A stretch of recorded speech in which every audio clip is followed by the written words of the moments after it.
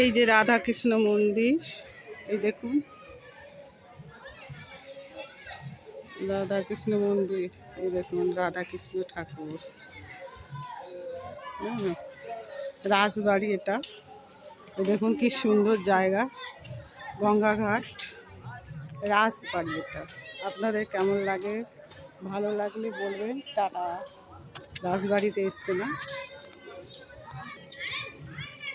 যে দেখুন মন্দিরের চারিদিকে কি সুন্দর, কি সুন্দর মন্দিরের চারিদিকে। এখানে রাসমেলা বসে, রাসমেলা বসে।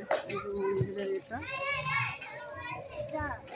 এই যে গঙ্গাঘাট, এই যে গঙ্গাঘাট,